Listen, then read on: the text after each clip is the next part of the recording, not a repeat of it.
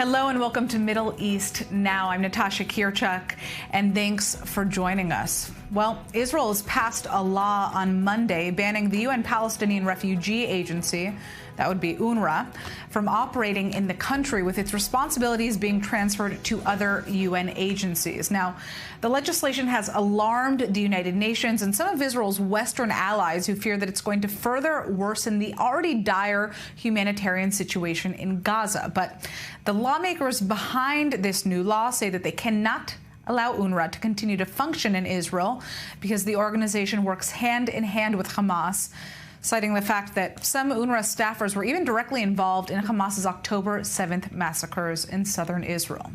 We have more in this report. 92 in favor, 10 against. I determine that the bill has passed in third reading and will be included in the Book of Laws. Following a long and somewhat hostile relationship with UNRWA, Palestinian Relief Agency, Israel has banned it from operating inside its territory and has now prohibited its officials from interacting with the organization. The two bills, which had sponsorship from both coalition and opposition lawmakers, were approved in final voting at the Knesset on Monday. The United Nations Relief and Works Agency for Palestinian Refugees in the Near East, or UNRWA as it is better known, operates in East Jerusalem, the West Bank, and Gaza, where it provides education, health, and civil services to a number of Palestinians. The agency has long relied on coordination with Israel to provide humanitarian aid and other services in these areas. But Israel argues that UNRWA has perpetuated the Palestinian refugee crisis by allowing the status to be passed down through generations. Over the past decade, Israel has become increasingly frustrated after discovering that the Hamas terror group is embedded in the organization's infrastructure. A terrorist organization has completely taken over it. What we've seen in Gaza is how Hamas has taken over United Nations facility, schools, hospital clinics, and headquarters in order to use them as military bases to hide ammunition, to hide rockets, to actually commit terror activities from the United Nations facilities. The UN agency has refuted Israel's allegations that 10% of its employees have connections to Hamas, and Israel faces heavy international pressure to do more to alleviate the humanitarian crisis in Gaza. The legislation's passage sparking alarm, with foreign ministers from multiple countries issuing statements expressing concern. In every war zone, every refugee camp, the United Nations is a beacon of hope. And so it's a matter of profound regret that the Israeli parliament is considering shutting down UNRWA's operations. The U.S. condemned the bill, saying it would cause catastrophe for millions of Palestinians. There's nobody that can replace them right now in the middle of the crisis. So we continue to urge the government of Israel to pause the implementation of this legislation. We urge them not to pass it at all. One of the law's authors, Boaz Bismuth, said UNRWA's work has been counterproductive for years, then promising the international community that those residing in Israel will be cared for. When it comes to water, services will be given. When it comes to health, services will be given, even better services. And when it comes to education, maybe it's about time that the kids in Jerusalem, those who use the services of UNRWA, won't have books where you praise terrorism. If you really want stability, if you really want security, if you want really peace in the Middle East, organizations like UNRWA won't bring you there. The bills would go into effect 60 to 90 days after Israel's foreign ministry notifies the UN. Well, joining us now in the studio is international affairs analyst Dan Perry, the former Europe and Middle East editor of the Associated Press. And on Zoom, we have exiled Palestinian and peace activist Hamza Hawidi, who is joining us from Germany. So, Dan, I'd like to turn to you first on this. Israel says that it's going to be using other United Nations and international agencies to ensure that aid reaches Gaza, following major concerns from the international community that the absence of UNRWA is going to cause even worse of a humanitarian crisis in the Gaza Strip. But are there any plans in place for this, and what do you think the impact is going to be? I have not been convinced that Israel had a lot of forethought about how exactly it's going to deal with the services that need to be provided to the Palestinians in Gaza, where there has been a reliance on UNRWA and maybe an over-reliance on UNRWA.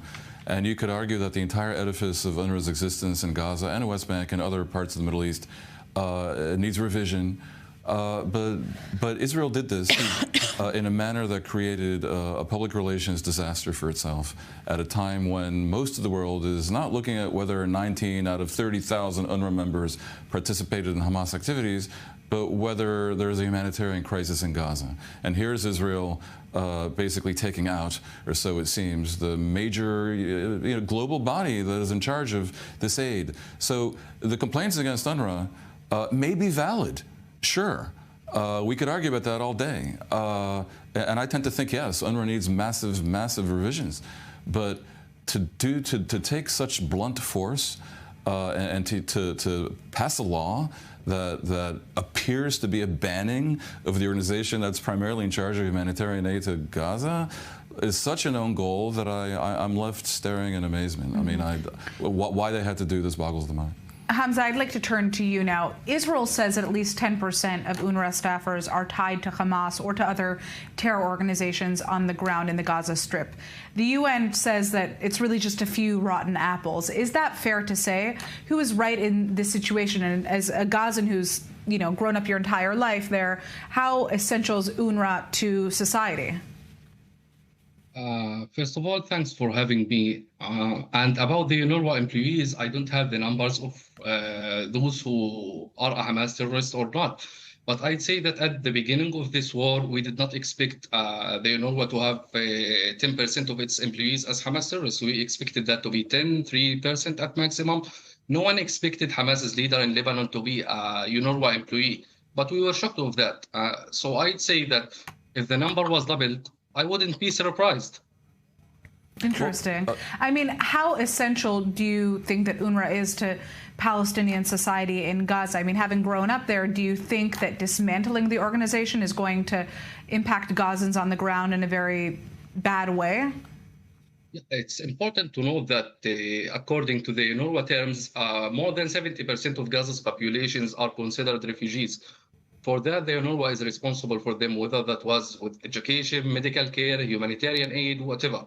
So yes, the UNRWA is very important to the Palestinian society, but it needs major reforms. And unfortunately, UNRWA was given more than 1 year to do these reforms to declare those who are Hamas terrorists among the organization. Unfortunately, it did not.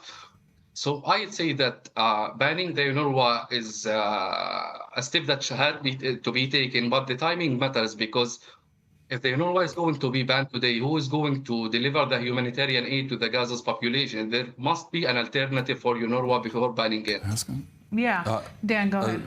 Look, I see here basically two narratives. One says that the organization has like 30,000 people, and it's existing in a police state. The part of it that is in Gaza is still many, many thousands, and it's a police state. And if 10 or 20 or 30 or 40 or even 1% of them were somehow involved in Hamas, it's not shocking, because realistically in Gaza, Hamas has so captured everything that there's almost no way around it. Right, and it's a little bit cheap to make such an... Well, but it may be inevitable is my point. There's another narrative, and I myself, having not been to Gaza in years now, I don't know which is true. The other narrative says, look, they're in bed with Hamas, end of story. They have sold their souls to Hamas in order to have access, in order to be allowed to function, and they know that Hamas is using their schools for munitions depots. They know that a teacher is holding hostages. They know that a number of them participate on October 7th because they're basically Hamasniks. UNRWA knows this and is putting up with it. Now, which of the two narratives is more true? Hamza, do you have a response to that?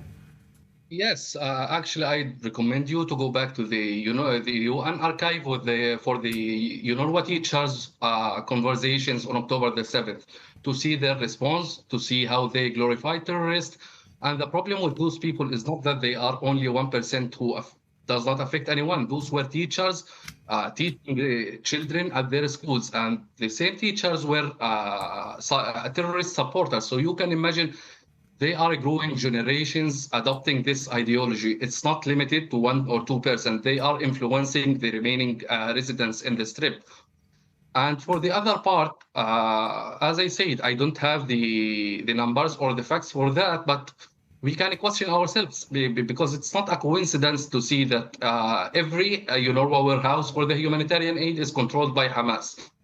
Right. Yeah. So Hamza, will curtailing UNRWA's ability to continue working in the Gaza Strip, especially at this time, ultimately hurt or benefit the Gazan society as a whole, in your opinion? Can you hear me? Yes. Yes, as I said, it's not a coincidence to see many members of UNRWA as Hamas terrorists, or to see the warehouses of UNRWA controlled by Hamas. This is not a coincidence. There is a major problem with the UNRWA that should be resolved, reformed, or maybe replaced, but it has to be solved. Right.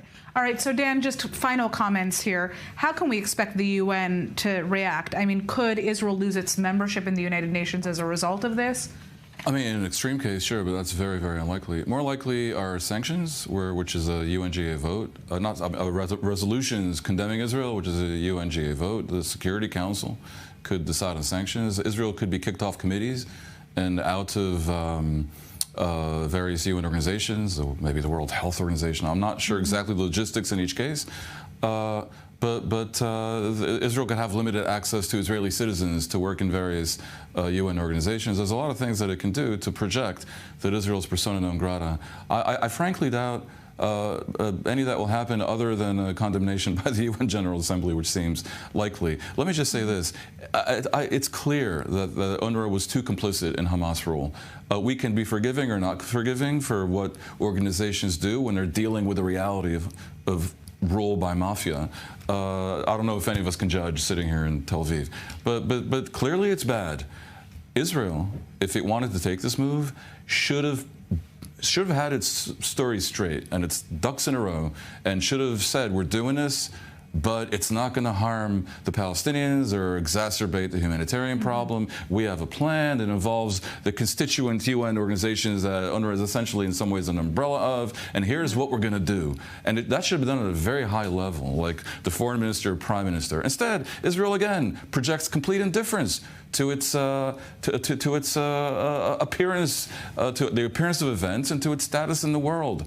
And a country that is not completely, isolated and depends not just on exports, but on all kinds of collaboration, and wants to continue to be an associate member of the European Union, for example. This complete indifference to its status in the world is mind-boggling and reckless. All right. Well, obviously, we're going to have to wait and see what the impact of essentially banning UNRWA from Israel and curtailing its ability to work in Gaza and the West Bank is going to have on local civilians. I'd like to thank you, Hamza, so much for joining us. Your first time with us. You will be back. I can promise you that. We are turning now to the north of Israel. It has been a violent day there following heavy barrages of rocket fire out of Lebanon. At least one person was killed after a missile slammed into the mixed Jewish-Arab town of Ma'alot Tarshiah. And our correspondent, Ariel Osran, has more in this report. A deadly day of attacks in northern Israel. Hezbollah launched dozens of rockets and drones at numerous communities near the border. A barrage of 50 rockets on the mixed Jewish-Arab town of Ma'alot Tarshiah killed 24-year-old Muhammad Naim as he was leading his younger siblings to the shelter. This is a very difficult scene. We have one man who tried to reach the shelter and was killed. We have an additional 3 people who suffered from shock and were taken for further medical treatment. On the other side of the border, Israeli airstrikes continue to target Hezbollah sites across Lebanon. On the ground, IDF soldiers continue to carry out limited and localized raids in southern Lebanon, eliminating Hezbollah terrorists and dismantling terror infrastructure above and below ground, including a site that contained half a ton of explosives. We are inside a structure, which is actually a weapons storage facility, a few hundred meters from the international border.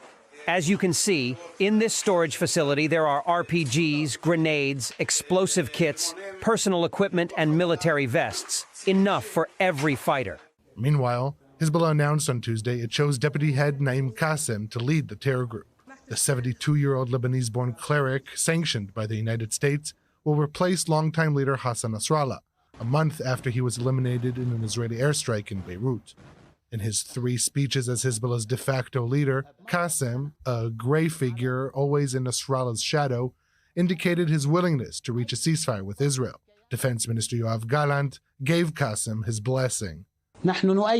We support the political efforts that Lebanese Parliament Speaker Nabi Berri is undertaking towards a ceasefire. In any case, after the ceasefire is established and diplomacy is able to achieve it, all other details will be discussed and decisions will be taken collaboratively. The decision to appoint Qasem is a sign by Hezbollah that it has managed to regroup after a series of heavy blows dealt by Israel. The presumed successor to Nasrallah, Hashem Safiuddin, was killed in another Beirut airstrike a week later. Qasem's appointment comes amid rumors that it's Iran's Revolutionary Guards and not Lebanese Hezbollah who are calling the shots. Thus, Qasem will have much to prove as he tries to lead Hezbollah away from its current war path. Joining us from northern Israel now is our correspondent, Zach Anders. Zach, what is the latest? Any new guidelines from the Home Front Command following all these casualties that we've been seeing in recent days? Yeah, things are pretty much the same despite this high level of activity that we've seen. We should say that the activity has stayed fairly consistent, but certainly as these rockets continue to fall, that you are standing in front of every time these alerts come down and these rockets are raining overhead. You're standing in a danger zone. And again, another deadly incident of that. 24-year-old Mohammed Naeem killed today, just steps away from a mosque that was also damaged in this northern Israeli town. I want to read to you some comments from Defense Minister Yoav Gallant speaking in Safad today. It's the Times of Israel, Emmanuel Fabian, who has the quote. He's got this as, quote, "I estimate the remaining capacity of the missiles and rockets to be in order of 20%. And also, it is not organized in the way that it used to be organized and in a way that Hezbollah could fire large volleys." This from the defense minister talking about Hezbollah capabilities. I think that's one of the more telling statements we've got out of the defense minister in the last several weeks about where Hezbollah stands, knowing that there were tens of thousands of rockets and missiles in their arsenal, and now the defense minister believing they're down to 20% of their former capacity. It's a remarkable number. All right. Thanks so much for joining us. Zach, we'll be back with you later tonight. Now, the Lebanese terror group Hezbollah has finally named a new leader following Israel's assassination of the long-standing head of the organization, Hassan Nasrallah. 71-year-old Naeem Qasem has been tapped for the role. He was appointed as Hezbollah's deputy chief back in 1991, and he's long been one of Hezbollah's leading spokesmen, even conducting interviews with foreign media over the course of the last year. Well, Israel is already responding to the appointment, with Israeli Defense Minister taking to X to suggest that Qasem won't be in power for long. Quite the post on his part. Well, joining us now is Hussein Abdul Hussein, a research fellow for the Foundation for Defense of Democracy. So tell us a little bit about Qasem and how he's viewed by the Lebanese public and also Hezbollah and its supporters. I mean, what can we expect out of his leadership? Well, over the past decades, Qasem never commanded any respect. He lacks charisma. He's too slow. He's too tired. He always looked as if he's not interested in politics. He rarely had any security detail like Nasrallah did. So he's never been one of the heavyweights of Hezbollah, even though technically he was number two. And with the Lebanese public, naturally, he's been the butt of jokes for many Lebanese. Over the past decades, this is not something new. So the fact that Hezbollah now chooses this man might tell us that they probably ran out of people. I think, if they had someone better, I wouldn't say that Naeem Qasem was their first choice. Now, naming Qasem as the group's new leader certainly puts a target on his back. I mean, we just saw that post from the Israeli defense minister saying that he is not going to be in power for long. So why make this public? Is it a ploy, or is it just an attempt to essentially renew some type of sense of confidence in the leadership structure of the organization? Well, my guess is that Qasem is in a relatively safer place, which would be Tehran itself. And that allows them to make such an announcement. I don't think anyone believes that he's in Lebanon. No one has contacted him in Lebanon or been in touch with him in Lebanon. And number two, announcing a chief to replace Nasrallah, I think, is a move to show partisans that the militia is all right, that it can still meet and elect a a replacement leader. I don't think anyone made the choice. I think this was the choice of Iran. They want someone to be a seat warmer until the war ends, and they can after that they can probably reorganize their rank and file. All right. Well, I'd like to thank you for joining us, giving us your input. Obviously, this is coming as, like Zach Anders, our correspondent, said, it's believed by the IDF that now 20% of Hezbollah's rocket arsenal is still retained following this Israeli offensive. The question is whether that number is actually correct. But we're going to be turning now to some more local issues. Things are not looking great for the Israeli economy as the war rages on. The finance ministry has slashed its growth outlook for this year and next year as a result of the ongoing fighting, which has worsened as a result of the escalation in Lebanon. The Treasury says it's now expecting the economy to expand by a mere 0.4% in 2024 and 4.3% in 2025. That is down from a September forecast, a forecast made just a month ago of 1.1% for 2024 and 4.6% for 2025. Well, joining us now is economy expert Alex Coman. So what does this mean for the average Israeli? It's doom. It means that the average Israeli, you and I, we are going to pay for that. Our standard of living is going to decline. Most hurt are going to be small businesses. And this is the most painful thing because, unfortunately, in Israel, small businesses are looked down at versus big businesses. Well, in the U.S., they understand that the small businesses, hairdressers, food, small restaurants, etc., these are the businesses that basically drive the economy. And these businesses, if you're thinking about them in tourism, they're completely devastated. Mm-hmm. If you think about them here, many of them shut down, and you can see this with your own eyes.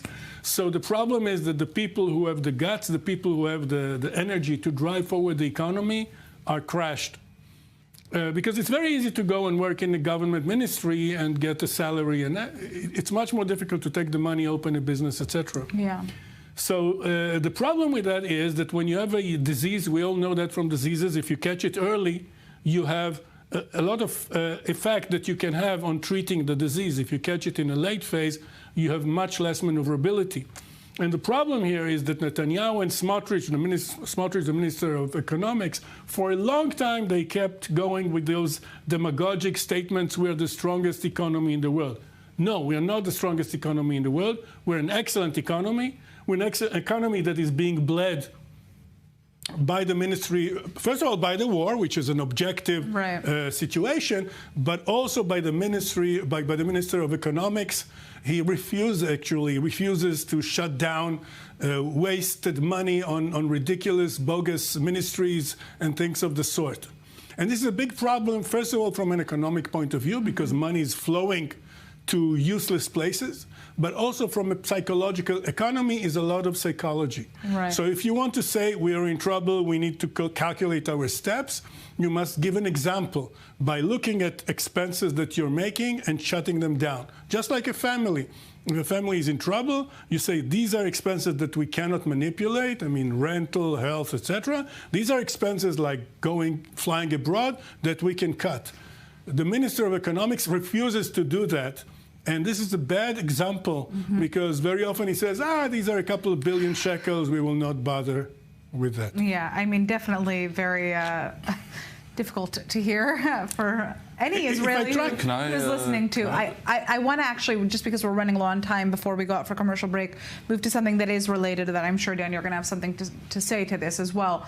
The Israeli Defense Ministry has just released stats on how many soldiers it's been treating for mental health and physical injuries since the start of the war on October 7th, 2023. Their rehab department has received around 12,000 soldiers, 43% of which are suffering from post-traumatic stress disorder. Around 14% are defined as having moderate to severe physical injuries. And get this, around 1,500 soldiers have been wounded twice in the war, meaning they went back to serve in the army again and then got hurt a second time. Now, the Defense Ministry's rehab department forecasts that by 2030, it will be treating around 100,000 people, half of whom suffer from PTSD. So turning back to our economy, it's a tsunami, and there's an economic cost to this, obviously. The economic cost is phenomenal, but But beyond that, you need to have people who actually will treat them.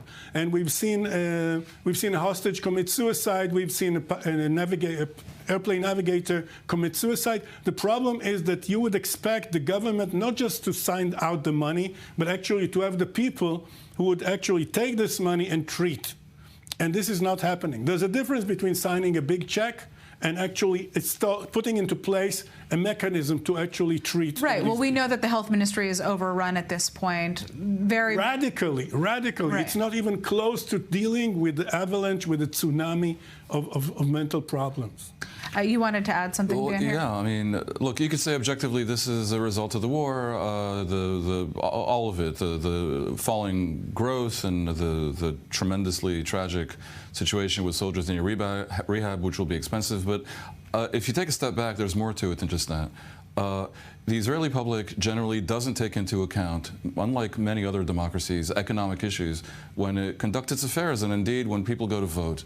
Now, anyone with eyes in their head and a brain in their skull should have known that the things that the current coalition plans to do, including to perpetuate and increase the welfare state of the Haredim, which is very low participation rate in the economy, the overall welfare state, the huge sums poured into the settlements in the West Bank, which are strategically a disaster for Israel, and all of it, a finance minister who dares to say that he thinks the economy should be run along the rules of the Torah. The minute this is the coalition that you sort of kind of elected, because the election was a tie, if you vote for these people, this is what you get.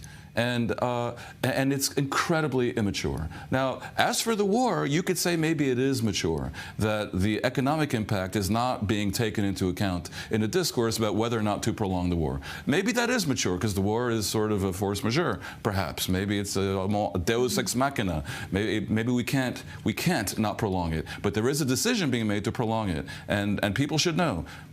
One of the consequences of that decision is zero economic growth, and by next year it'll be negative economic growth, which, by the way, in a country like Israel that has unusually high birth rates for the OECD, that translates into a collapse of the GDP per capita, which is the main data point.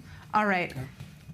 20 seconds to respond to that. If there's any last words that you want to just say on that. I can applaud for 20 seconds. Would that be okay? Well, unfortunately, we have to go out for a commercial break, so not even 20 seconds, but definitely very interesting to kind of hear both of your takes on what we're seeing right now, and obviously, I guess, keep your wallet close to your heart. I don't even know and far away from the minister. And this on a positive note. We're going out for a quick commercial break. We'll be back shortly on Middle East Now.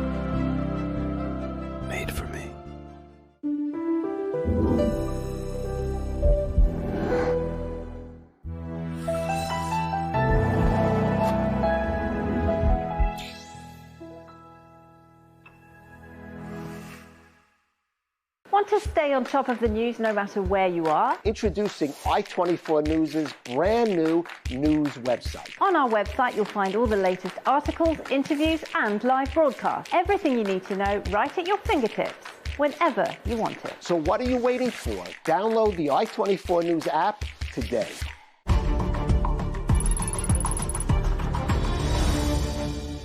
This broadcast is brought to you by Israel Bonds, the most direct and impactful way to support Israel.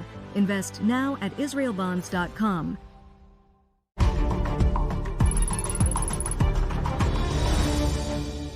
This broadcast is brought to you by Israel Bonds, the most direct and impactful way to support Israel. Invest now at israelbonds.com.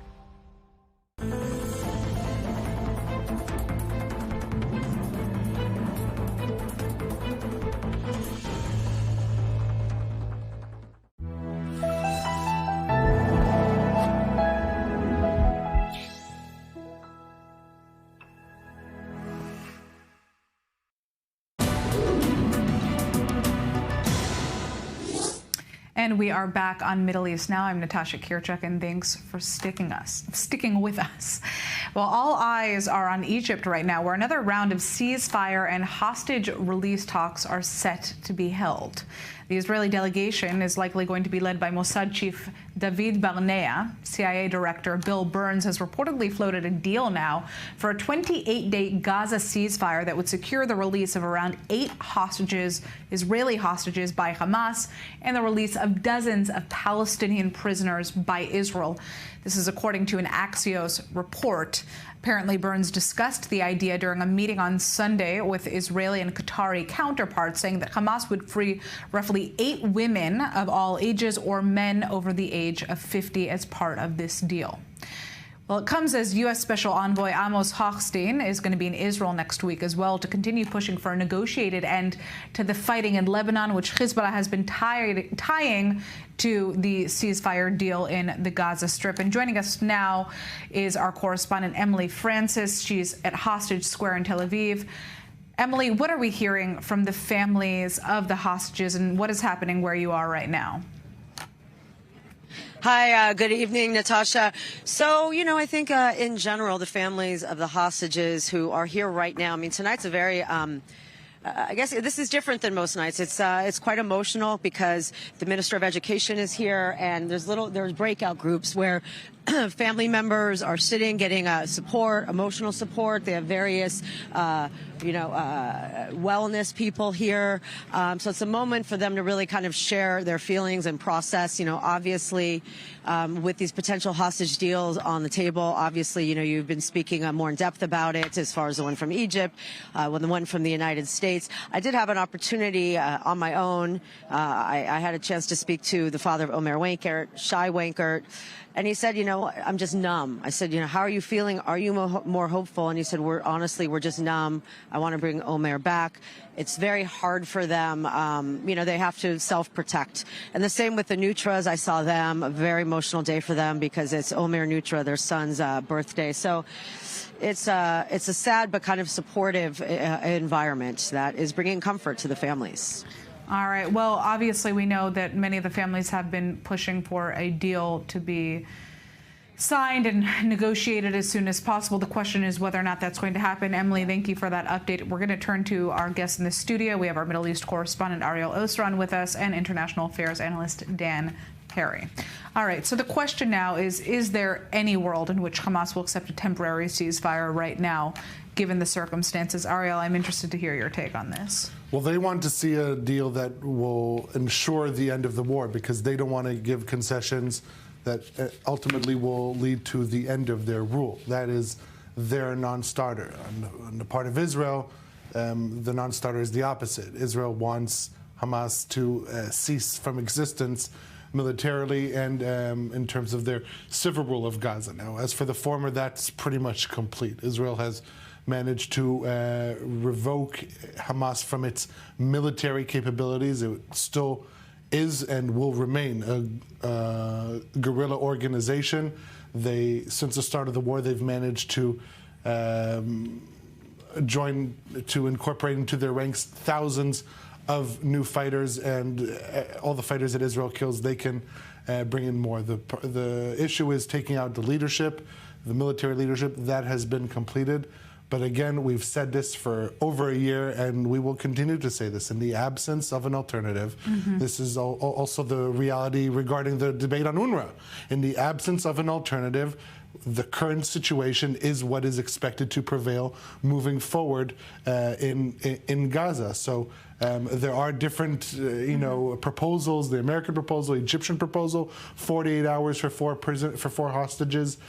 All these are being discussed right now. If we're looking at what Hamas is saying, so a spokesperson, Sami Abu Zuhri, just said on camera that they received the new proposals from the mediators, and they showed willingness to move forward with the deal that will ensure the end of the war, the complete withdrawal of Israeli forces from Gaza, entry of aid. We know all this. At the end of the day, the question is, will the mediators find an equation that can appease both sides? At the moment, we're not there yet. Dan, now that Sinwar is out of the picture, who is even calling the shots for Hamas at this point? Well, no one knows. That's part of the issue. They have a council of sages now. I think 5 of them. Khalid Mashal may be one of the people. He's in Doha. But this raises a question about whether there's anyone to talk to have them refuse your offer. Ariel's right. The sine qua non for Hamas was that Israel ends the war and leaves Gaza. Now, this has been a blockage that no one has found a way to unblock. I can think of 2 things that they could do. One, decouple the idea of ending the war from leaving Gaza. I feel fairly certain in saying Israel will not leave Gaza and return Hamas to power. I myself have been flirting with trying to recommend such a path on the idea that you get back the hostages that are causing you to fight with one hand tied in a way, and then Hamas can be trusted to provoke you again, and then they go in and finish the job. Some version of that might be palatable to Israel, but even that has turned out to not be. So my conclusion is they're not going to pull out from Gaza and give Hamas, whatever's left of it, that victory narrative that they're back in power as if it was October 6th. So maybe decouple the 2 and say Israel's willing to declare an end to the war, but they're going to stay and figure out what next. It won't be Hamas. That might create pressure on Hamas because the whole world is waiting for an end to the war. Okay. I've been calling on Qatar to pressure Hamas to just accept that the gig is up. But then they say, what next? If Israel were to go along with a narrative that returns a version of the Palestinian Authority, maybe under a different leadership, Mohammed Dahlan, maybe with whatever revisions and reforms are necessary, but something that looks like Palestinian self-rule, again, that would create a narrative that the world could work with to pressure Hamas and maybe to really put the squeeze on Hamas. If Israel was saying, yeah, we're going to end the war, and yeah, we'll work to create a new PA in Gaza, then there would be a chance that the U.S. and Egypt might pressure Qatar to basically force Hamas to do this, despite the fact that it would displease Iran. So we're going to talk about why this isn't happening shortly. I'd like to just politics. Politics plays a huge role in this, and obviously, you know, there's new polls that have come out regarding what the Israeli public feels about this. I want to touch on that shortly, but first I'd like to continue, turn to, the fighting that is continuing in Gaza. In the meantime, the Israeli army has just wrapped up a major raid on Gaza's Kamal Adwan hospital in the north of the Strip, where forces say that they captured around 100 suspected Hamas members. Now, Gaza health officials and Hamas have denied any militant presence at the hospital, but the decision to operate there came as a result of IDF intelligence revealing that the hospital served as a Hamas command center housing dozens of terrorists. Take a look at this report.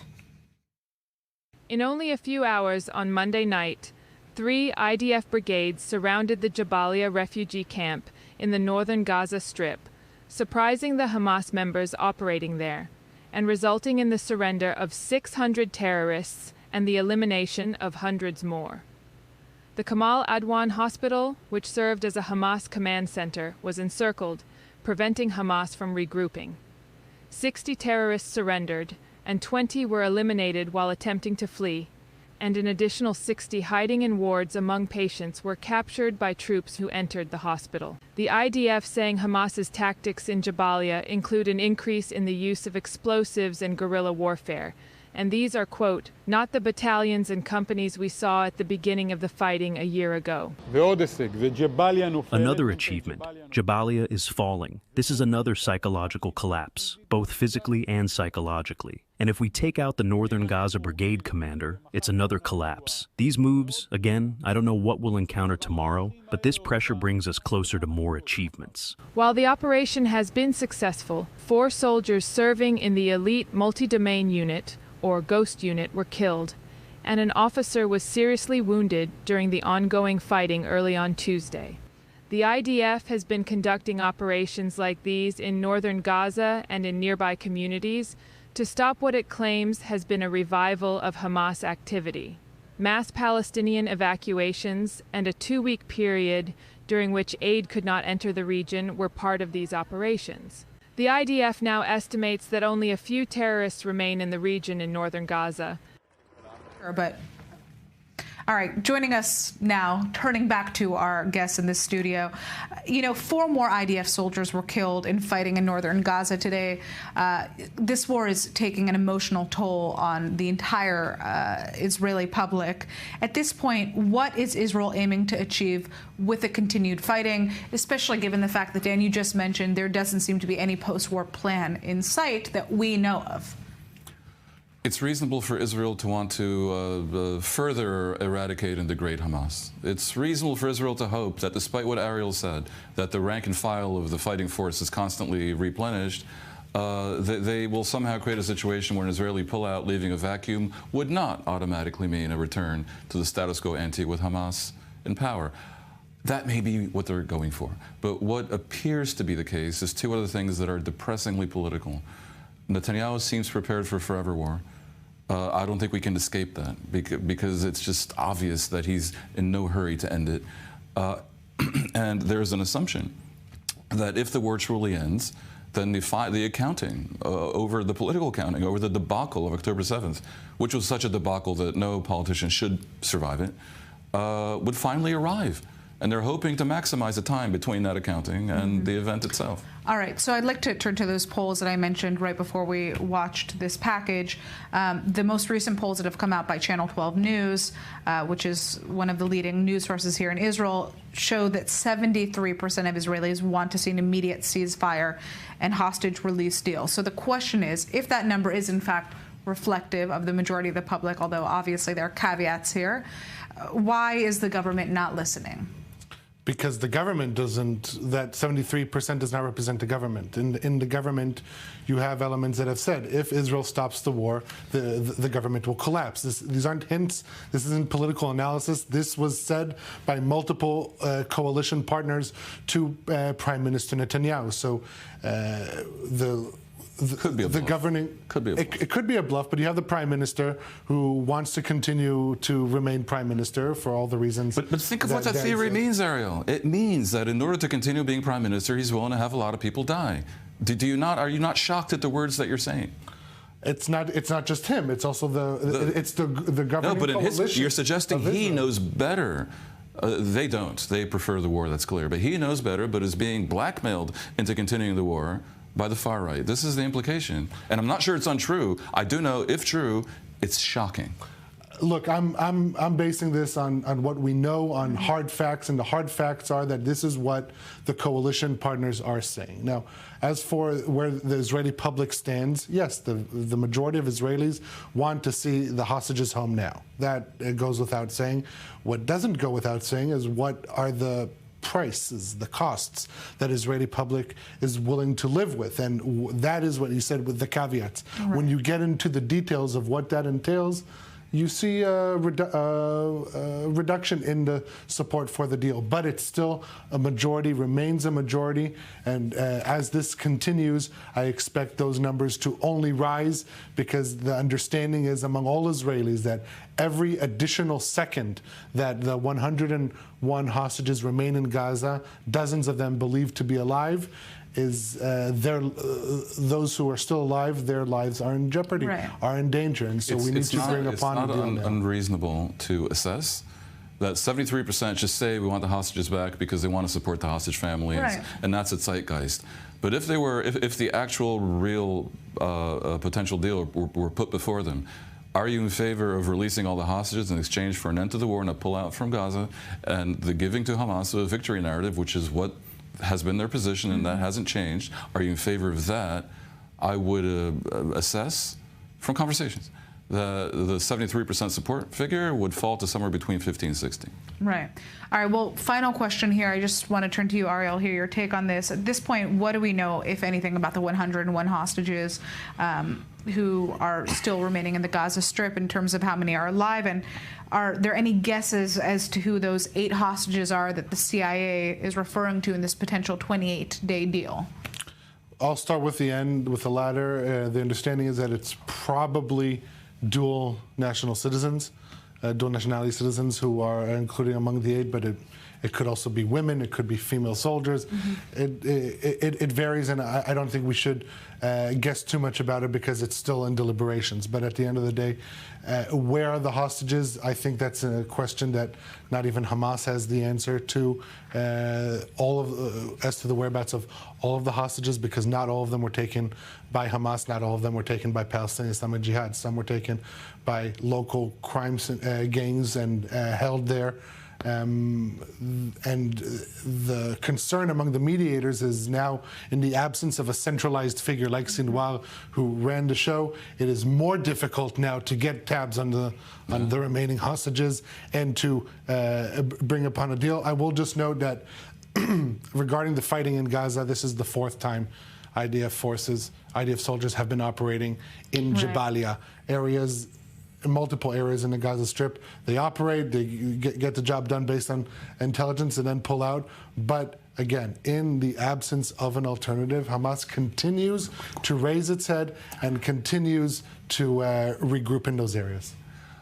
Why does Israel not flood the zone with pamphlets and leaflets all over Gaza telling whoever's holding the hostages, release them, you'll get huge amounts of money, you'll get amnesty, you'll get exiled to castles in Qatar. We saw that in the past. We did Netanyahu said that. They're private They're not doing it decisively. Not enough, I agree. Not even close. Right. They're projecting indifference and lack of urgency.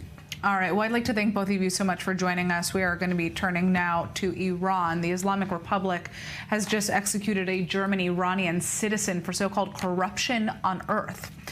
Jamshid Sharmad was sentenced to death last year after being accused of leading a U.S.-based group calling for the restoration of the Iranian monarchy after being allegedly kidnapped by Iranian agents in Dubai in 2020 and then forcibly taken to Iran via Oman.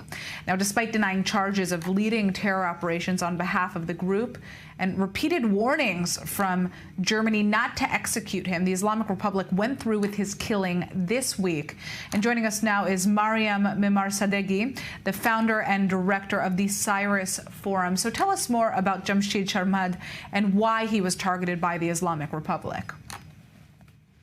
Thank you for having me and for your attention to the transnational repression of Iran's regime. Jamshid Sharmad was a dissident. He was a democratic dissident, supported those brave souls inside the country who were fighting against the tyrannical regime. And because of this, Khamenei's regime kidnapped him from Dubai's international airport, where he was on a layover on a business trip, took him from Dubai, kidnapped him from Dubai to Iran, where he was held in solitary confinement for 4 years, tortured severely. He had all but 2 teeth, had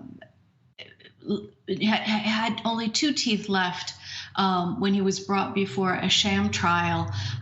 He was made into an example after a $6 billion ransom payment from the U.S. government. The U.S. government unfroze $6 billion of assets held by the Korean government and gave those to Iran's regime, in addition to 5 Iranians on U.S. soil who were held for aiding and abetting Iran's regime. He was left behind. He was not part of that prisoner swap, and because of that, he was left behind to die. The German government, Jamshid Sharmad was actually not a citizen of Iran. He had revoked his Iranian citizenship. He was a citizen of Germany, and he'd been living for decades in Los Angeles. He was a U.S. national. He was not protected or made a priority by the German government nor by the U.S. government.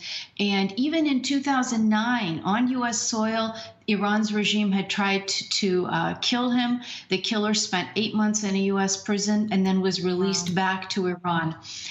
It's a very, very sad day for Iranian dissidents, but also all kinds of ordinary Iranians, because the world does not pay attention when it's time to care about human rights in Iran and to prevent such travesties. Well, Iran is clearly ignoring Germany and the international community by going through with his execution. What message do you think the Islamic Republic is trying to send, and how can we expect Germany, for one, to respond to this?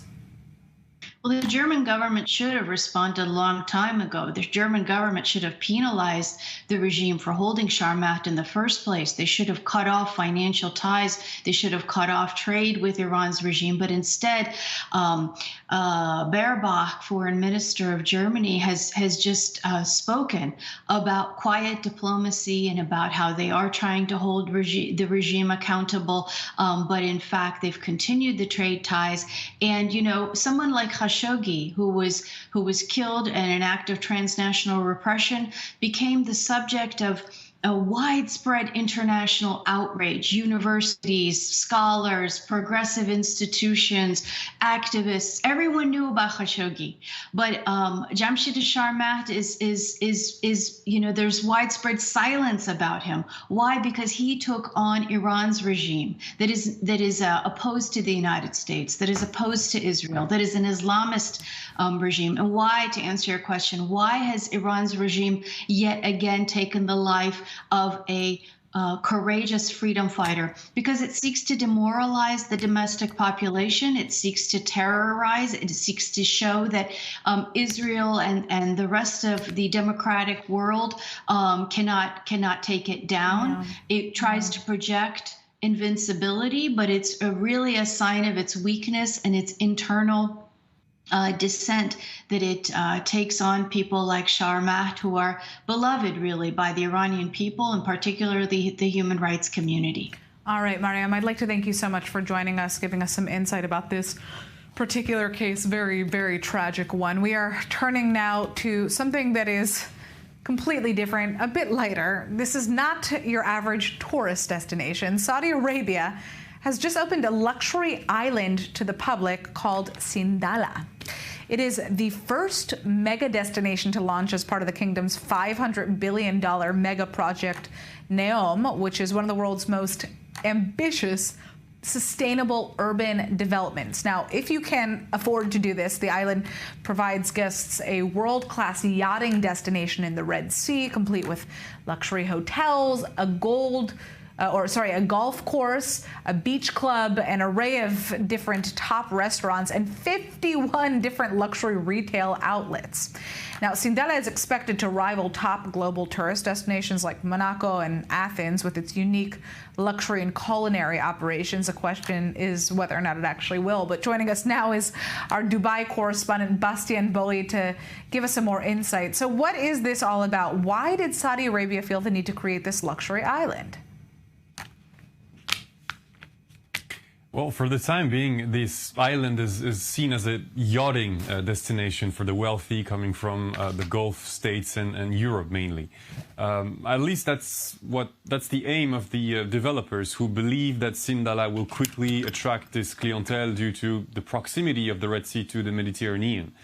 As always with the Saudis, the promises are great, but in reality this project will have a pretty hard time fulfilling its goals, at least in the first few years, because this region is not touristy, or let's say it's much less touristy than it used to be. So it's basically a start almost from scratch, not to mention the nearby conflict in Gaza, of course. Yeah. We can also see that ballistic the Gulf missiles countries are investing a lot there, and the Gulf countries are also investing a lot there and in neighboring Sinai to modernize certain infrastructure and make the region attractive again. But again, it will take time.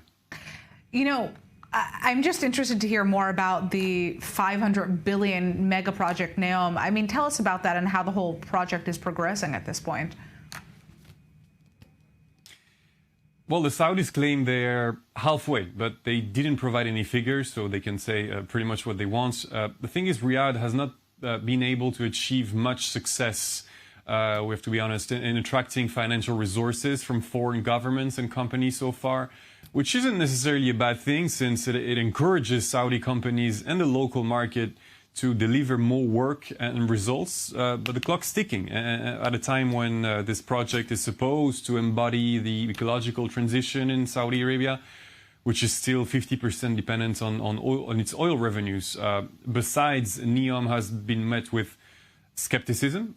Some of its senior executives have jumped ship. Others are critical of the project's management. So It will have an impact. The situation will have an impact, especially since Saudi Arabia has a history of mega projects that have fallen short of their goals. I mean, what are some of the aspects of... Just take the Jeddah Tower, for instance. It was supposed to... Sure. Well, I just kind of wanted you to give us some examples of some of I guess, like the projects that they're building within this. Well, there's this Jeddah Tower, for instance. You want to talk about failed projects. It was supposed to become the world's tallest building. It now just stands abandoned with rumors that construction could resume. But all this is still very unclear at this stage. All right. Well, I'd like to thank you so much for joining us, giving us some insight.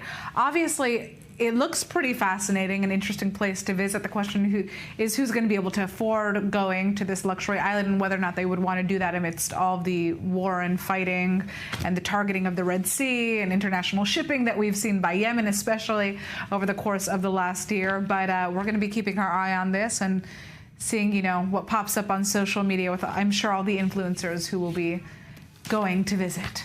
All right, Bastian, thank you for joining us from Dubai. That is it for now on Middle East Now. I'm Natasha Kirchuk, and we'll see you again tomorrow.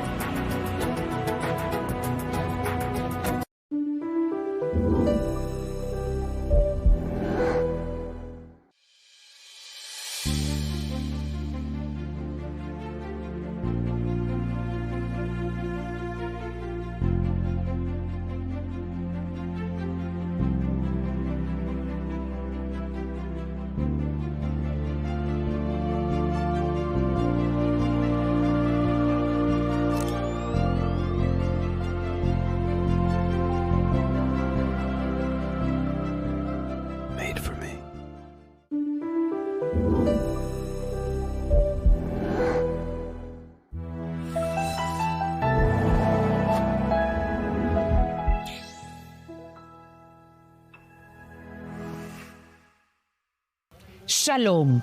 ¿Qué me trae por aquí? La necesidad impostergable de 600 millones de hispanoparlantes que ahora necesitan escuchar el mensaje judío e israelí en tiempos difíciles. ¿Cómo lograrlo? Cuento con ustedes para continuar llevando a lo más alto del mundo mediático una inquebrantable diplomacia pública al servicio de la verdad sin concesión alguna.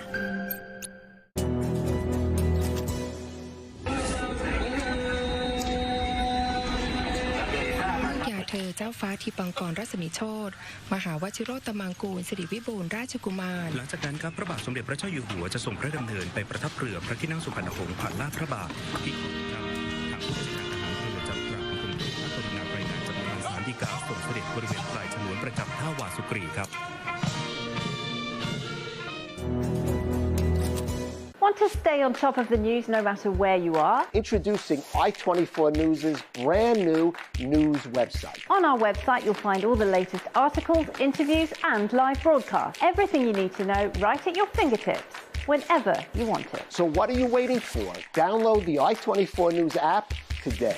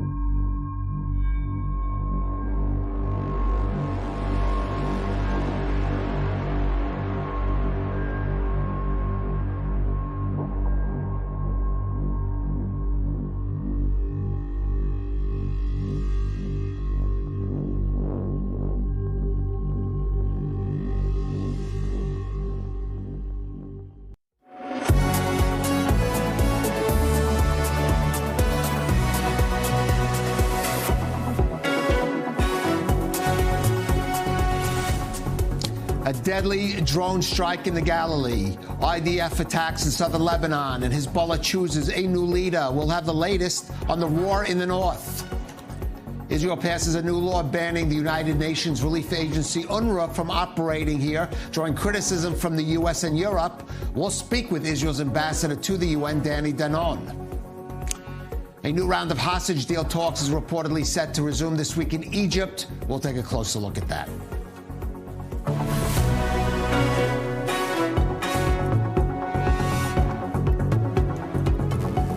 This is the rundown on I-24 News. I'm Khaled Ben-David. The day began in northern Israel with a deadly drone attack on the town of Ma'alot Tarshisha, killing 24-year-old Mohammed Naeem. Throughout the day, the IDF launched waves of airstrikes on Hezbollah positions, while ground troops continued their sweep through South Lebanon. Meanwhile, Hezbollah is trying to regroup from its recent setbacks, appointing a new leader to succeed the slain Hassan Nasrallah. More in this report from our Middle East correspondent Ariel Oseran.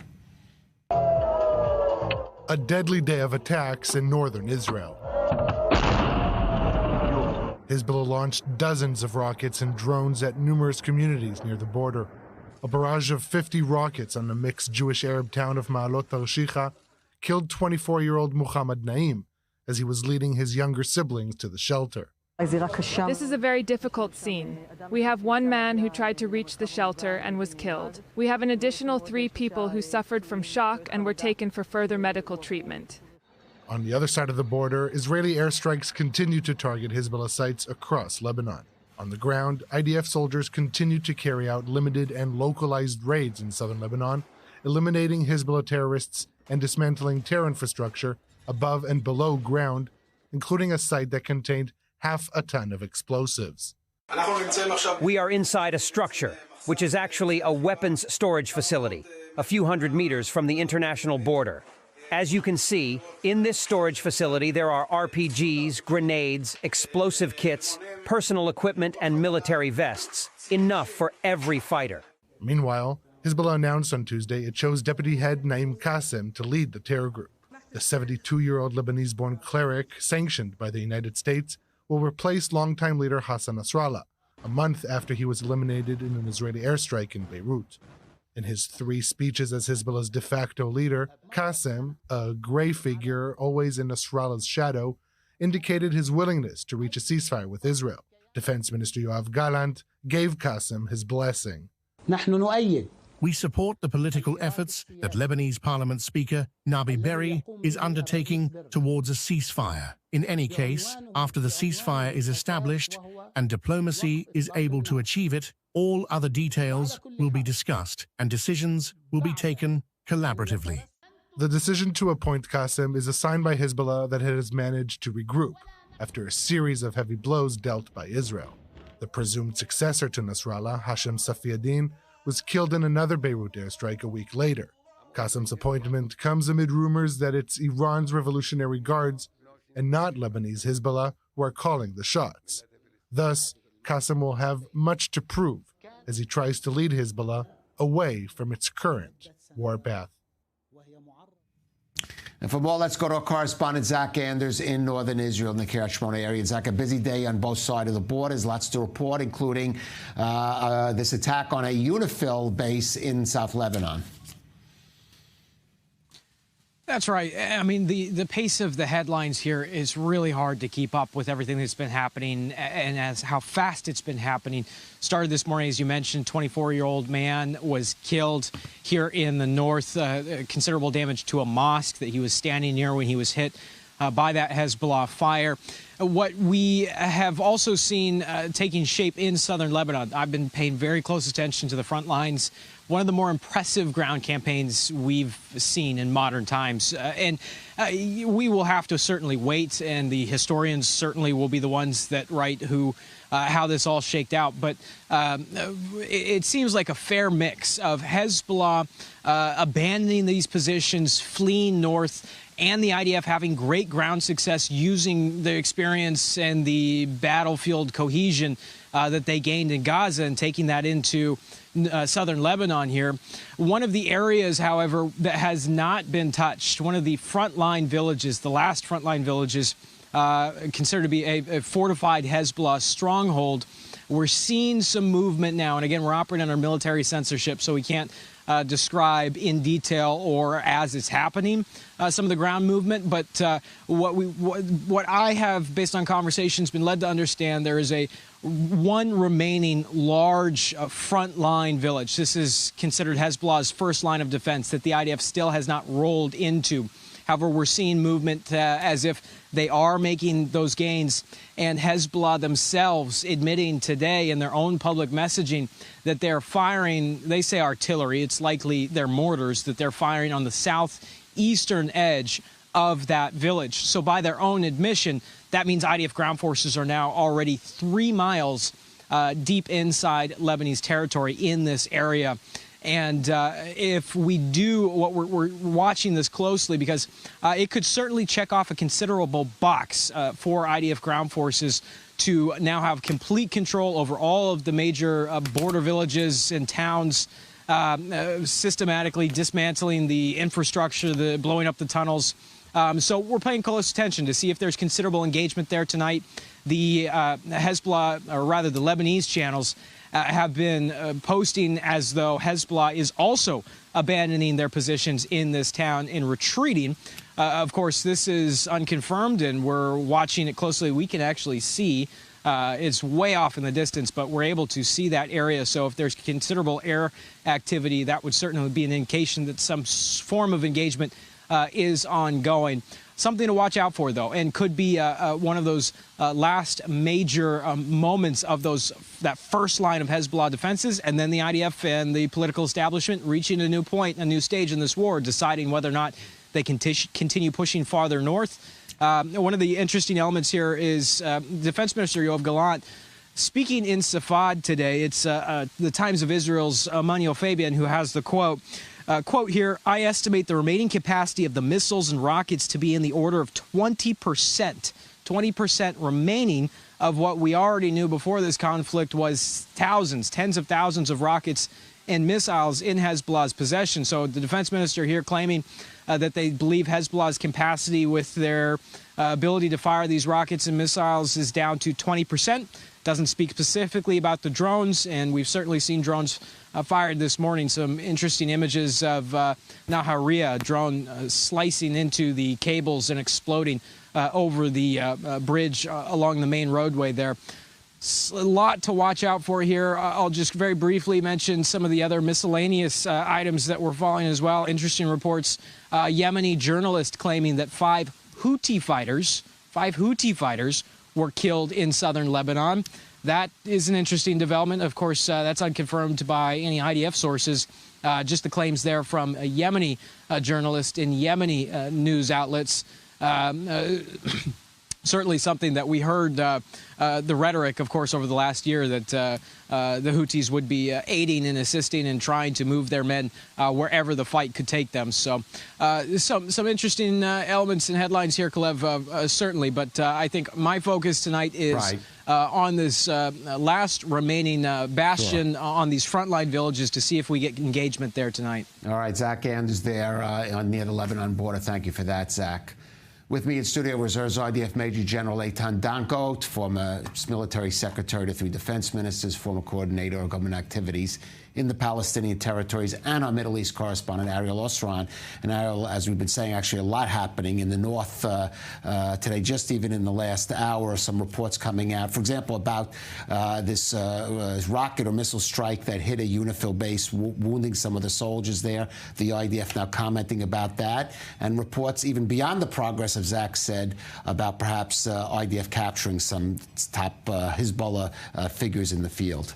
Yeah, so let's start with the UNIFIL incident. About 3 hours ago, the UN peacekeeping force in southern Lebanon issued a statement saying that its main headquarters in Nakura were struck. They even shared an image, and now they didn't say who the culprit was, but they said in the subsequent tweet, not in the main one, that they remind Hezbollah and all involved parties not to harm not to harm UN peacekeeping forces.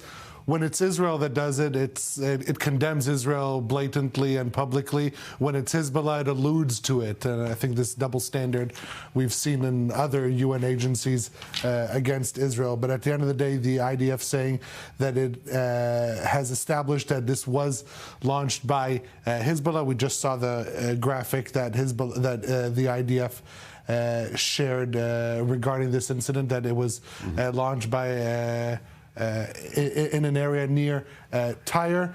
And we're also seeing in one of the border villages, Eitay Shaib, Israeli forces advancing there. And also in many of the military posts along the border have been evacuated, but some aren't, and there is some opposition, much less than what was expected prior to this war.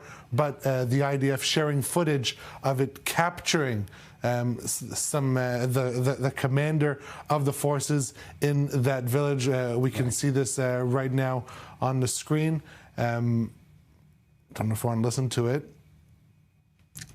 So basically, the forces there from Unit 504 instructing at least 3 terrorists that you can see in this video to strip down to their underwear to show that they're not wearing suicide vests, for the simple reason that it has happened in the past, that Israel has apprehended terrorists and they exploded themselves on the forces. So this is for the protection of the forces, also for the protection of those being apprehended. Basically, this is in the interrogation of the commander of the forces there, IDF saying that they managed to acquire valuable intelligence that led to the dismantling of a wide variety of Hezbollah infrastructure in the area. And this is one example of how Israeli forces are moving forward successfully, village after village, as Zach described, with really the end of this phase appearing soon. And that's what, and coinciding with that, we're also seeing an amplified attempts for the diplomatic avenue to try and couple that with the military achievements. Well, all this progress does come at a price. Unfortunately, IDF announcing just in the last couple of hours that Yedidia Blach, a reservist serving in Lebanon, who was wounded last week, has passed away of his wounds in hospital. And that brings, of course, the bigger question. Eitan, as Ariel and Zach have talked about, the IDF making real progress in South Lebanon, but at what point can it then move on and press more on the sort of hold position and then press on the diplomatic front? And we know Amos Hochstein, the U.S. Special Envoy, who was just here, trying to find some kind of formula. I think that we are already in a point that we can check in each step nowadays whether we are moving from the military to the political level. But till you are coming to agreement, you have to fulfill the activities with offensive, with a lot of fire, in 2 main places. First of all, along the border, to continue, and IDF is very close to complete the very important mission from 0 to 3-4 kilometers from the border, in order to destroy all the infrastructure down, the tunnels, and up on the ground, finding things that we didn't describe it many years from now. What happened? A lot of ammunition, arsenal of weapon system, a lot of military preparations for entering to Israel. By this, I think, we succeed to achieve the first mission completely.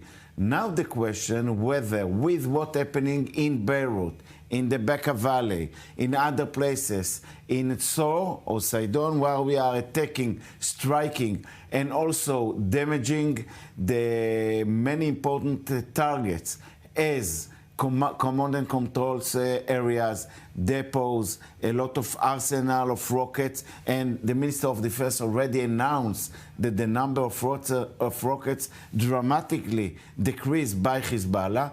We succeed to bring, by such achievement, the Hezbollah inside Lebanon, the atmosphere of Lebanon, the missing point that Nasrallah is not there, to the way that we are already in a stage that can be decided such a step of agreement.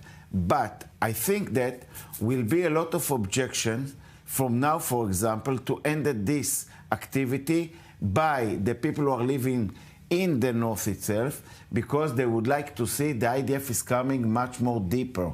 In my opinion, the situation now allows us to sit and to contain the situation in a way that we can change the situation there by controlling military, to keep ourselves the right to attack in a military way in each moment, and we can do it from now, or if not, we are going to a long war that it's not clear how it will, what it will bring the IDF to be in a long winter inside Lebanon. A long winter inside Lebanon, I don't think anybody wants to see that. But of course, those residents in the north have to feel secure enough to go back into their homes.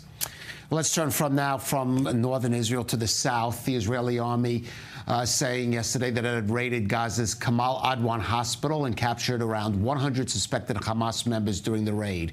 Gaza health officials and Hamas have denied any militant presence at the hospital.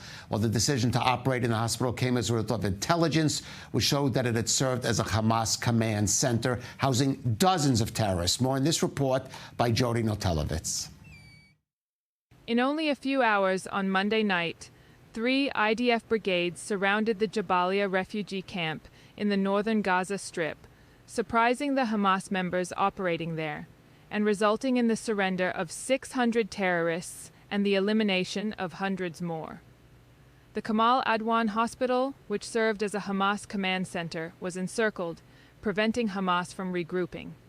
60 terrorists surrendered, and 20 were eliminated while attempting to flee, and an additional 60 hiding in wards among patients were captured by troops who entered the hospital. The IDF saying Hamas's tactics in Jabalia include an increase in the use of explosives and guerrilla warfare, and these are, quote, not the battalions and companies we saw at the beginning of the fighting a year ago. Another achievement. Jabalia is falling. This is another psychological collapse, both physically and psychologically. And if we take out the northern Gaza brigade commander, it's another collapse. These moves, again, I don't know what we'll encounter tomorrow, but this pressure brings us closer to more achievements. While the operation has been successful, 4 soldiers serving in the elite multi-domain unit, or Ghost Unit, were killed, and an officer was seriously wounded during the ongoing fighting early on Tuesday.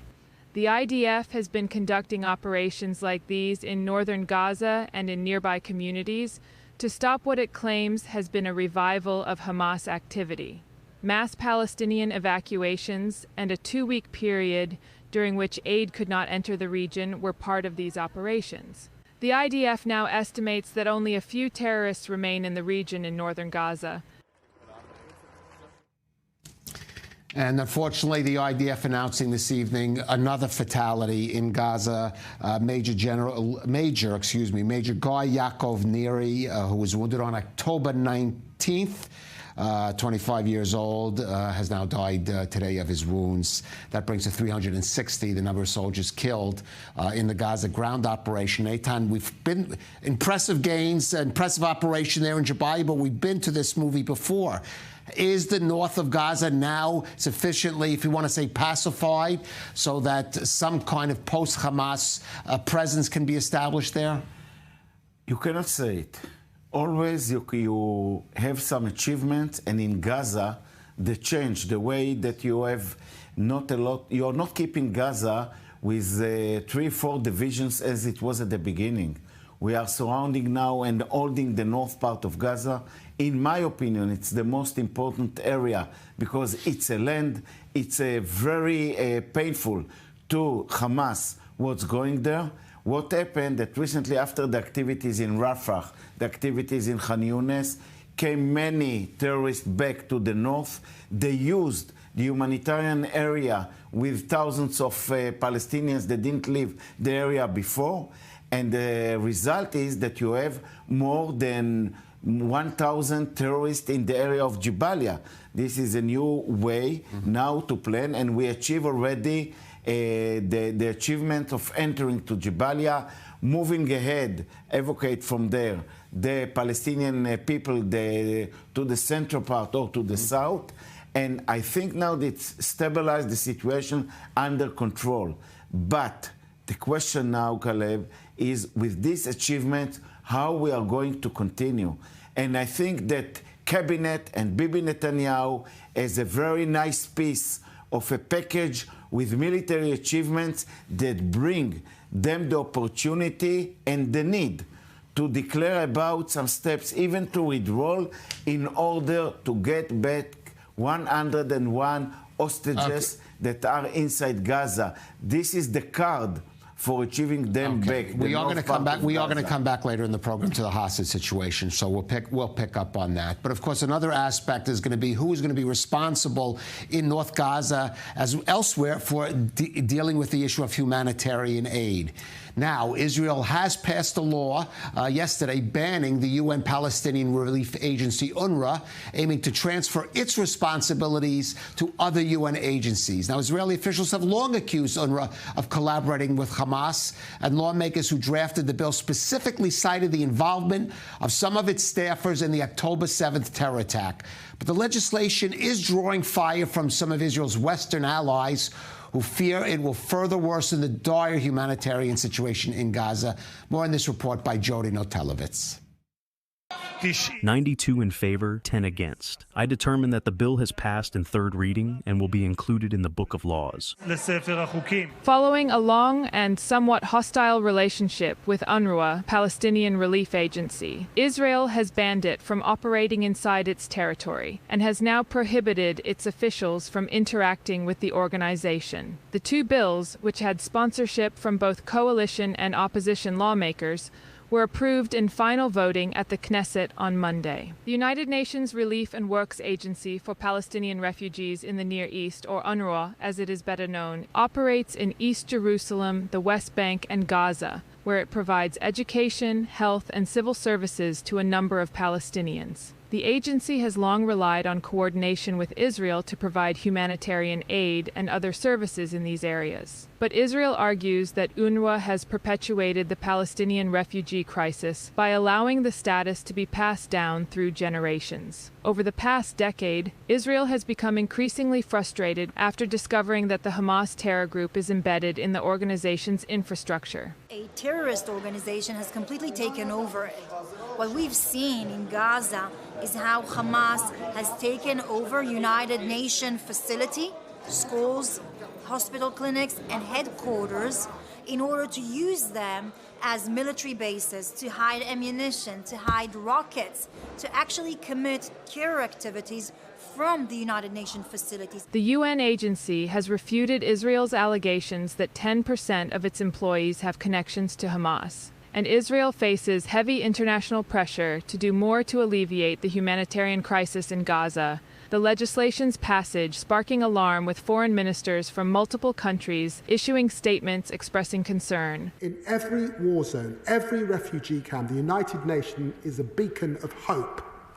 And so it's a matter of profound regret that the Israeli parliament is considering shutting down UNRWA's operations. The U.S. condemned the bill, saying it would cause catastrophe for millions of Palestinians. There's nobody that can replace them right now in the middle of the crisis. So we continue to urge the government of Israel to pause the implementation of this legislation. We urge them not to pass it at all. One of the law's authors, Boaz Bismuth, said UNRWA's work has been counterproductive for years, then promising the international community that those residing in Israel will be cared for. When it comes to water, services will be given. When it comes to health, services will be given, even better services. And when it comes to education, maybe it's about time that the kids in Jerusalem, those who use the services of UNRWA, won't have books where you praise terrorism. If you really want stability, if you really want security, if you want really peace in the Middle East, organizations like UNRWA won't bring you there. The bills would go into effect 60 to 90 days after Israel's foreign ministry notifies the UN. And we'll speak more about UNRWA later in the program with Israeli ambassador to the UN, Danny Danon. I do want to move on to some new footage and information coming out about Sunday's terror attack in which a Palestinian truck driver rammed his truck into a civilian bus there outside the Glilot Army base. Which is mainly intelligence. There you can see the truck coming. Ariel, also the IDF saying this was, confirming officially, this was a terror attack. Well, in the police statement, they're saying that the investigation raises the understanding that this was a terror attack. Because as we see, what we see now is body cam footage of the police officer who went to confront the driver after impact, and then the driver throws a metal rod at the police officer. This is one indication that this is a terror attack. The other is that you can clearly see in the footage that the driver speeds up, does not appear to be trying to slow down or anything, but given the fact that he was killed, an Israeli citizen from Kalantzwa, the family's saying that he does have some physiological issues that may have been involved in this. At the end of the day, it is a growing suspicion that we're seeing that this was another terror attack in a wave of attacks taking place domestically in Israel over the past few weeks. Another carried out by an Israeli civilian.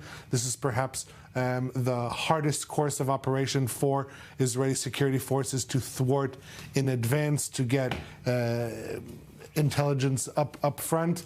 But the latest update from the police, there was the discrepancy, not clear if it was a terror attack. So most, if not all, signs are leading to the indication that this was indeed a terror attack. Right. I'll just note, I've been on that road many times for personal reasons, and I know that entrance to the Glilot base, no reason for a truck or any vehicle to be moving fast on that road, and security perhaps will need to be increased. Eitan Dangot, Ariel Osran, stay with us. We'll be right back.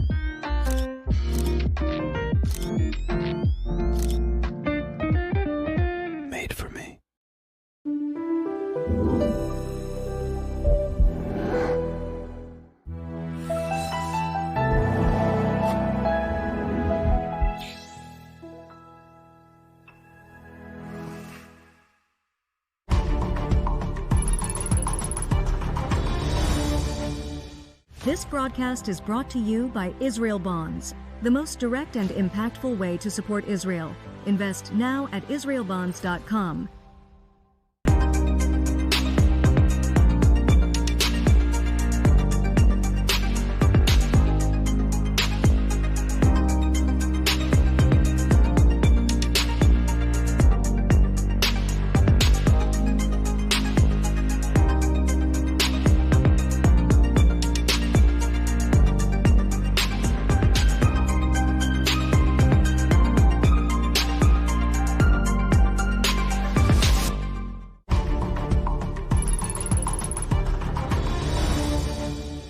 This broadcast is brought to you by Israel Bonds, the most direct and impactful way to support Israel. Invest now at israelbonds.com.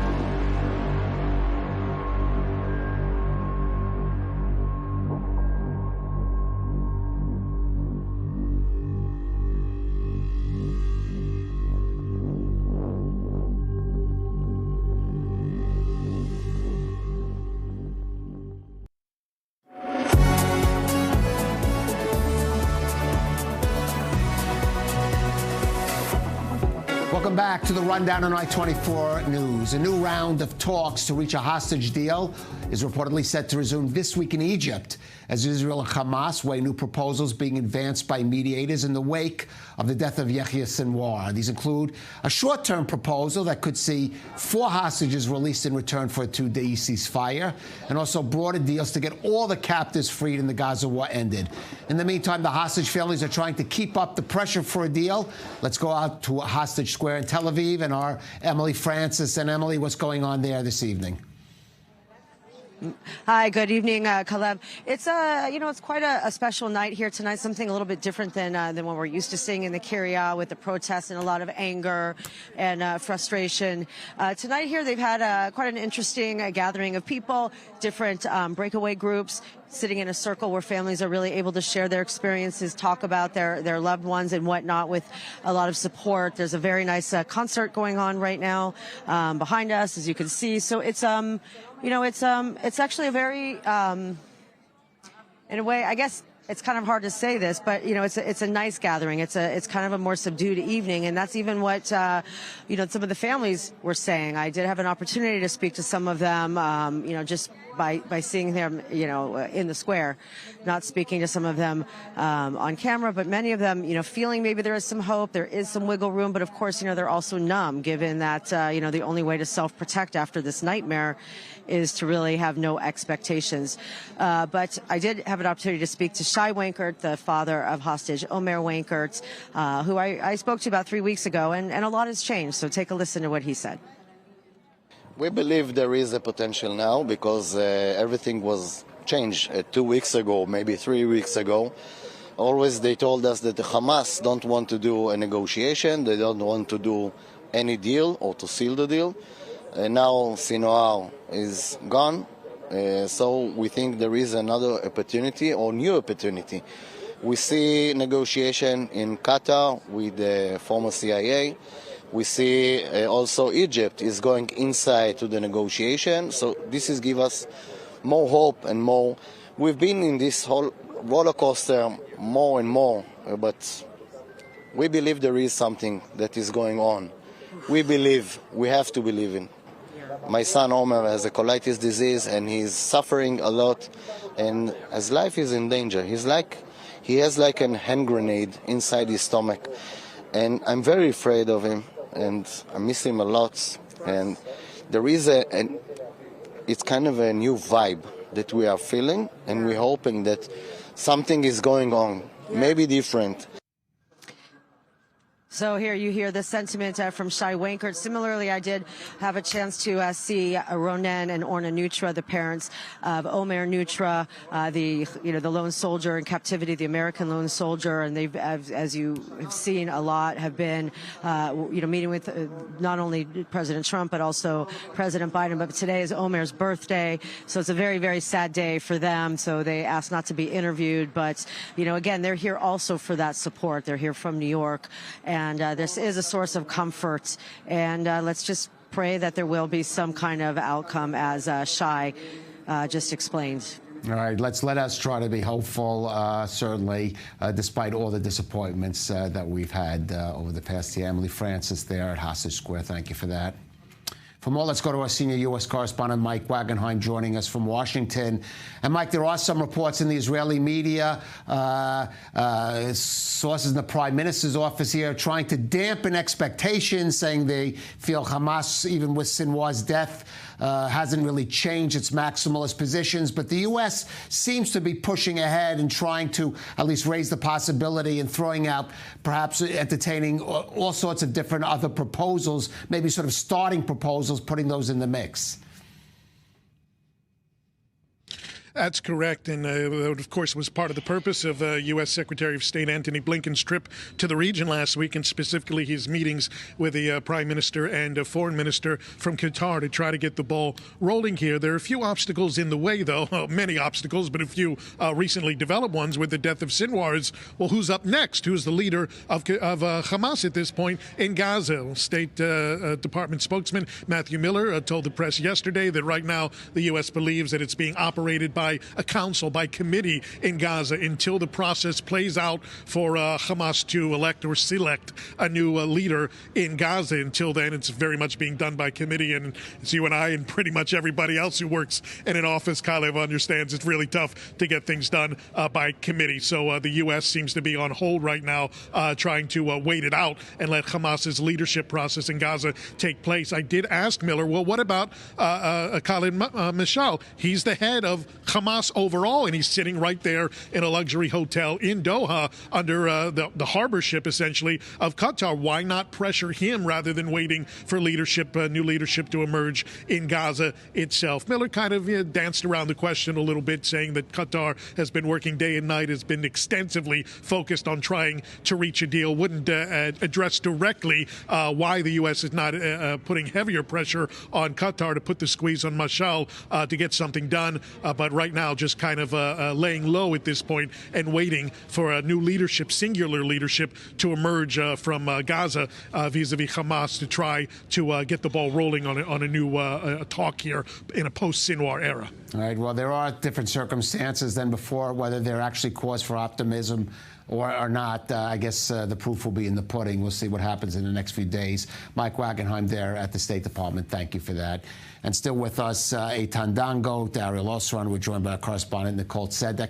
Eitan, I want to respond to the question of the leadership of Hamas, if that's, or how that plays a factor, and also to this idea of these proposals for hostages for a two-day ceasefire. That seems more in the vein of like just getting the sides to make a goodwill gesture toward each other to sort of break the ice. I would like, first of all, to start with the leadership of Hamas.